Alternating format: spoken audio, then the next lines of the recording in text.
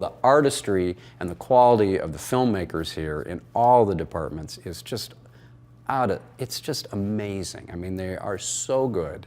And the technology has improved so much that those two things together, it's like, whatever you want, buddy, you know, we can do it. You want to cast of thousands, we'll take care of that. You want great effects, we got it. You want all the muscles moving really smoothly, we got all that.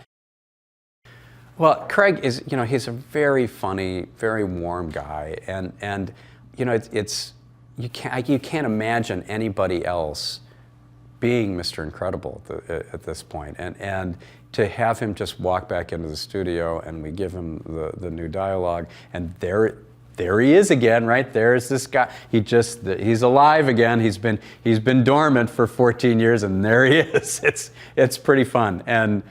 You know, he brings this sort of sly sense of humor to everything that he does, and it's a joy to watch him work. And the animators love the vocal tracks that he produces.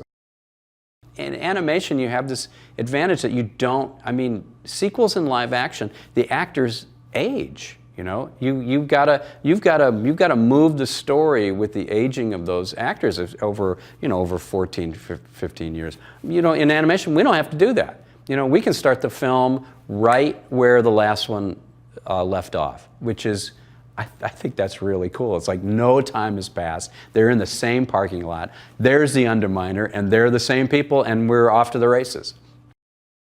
He's just about the coolest guy in the world, and you know, and he's just such a commanding presence, and he walks into the room, and you're like, and he's so funny as Frozone, and he loves that. He loves Frozone's character. I mean, he's become a big fan of the film. I mean, when we first started, he was like, everybody was a little hesitant. They didn't know what it was. But once he saw it, he really became a big fan. And every time he'd see Brad, he'd go, "Well, when we doing it, man? When we doing it?"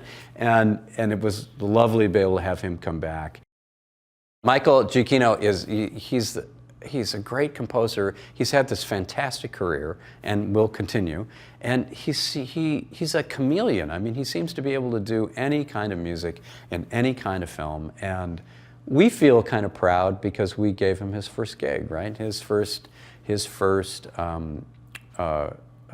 score for a major motion picture was The Incredibles, and he's done pretty well since then, you know.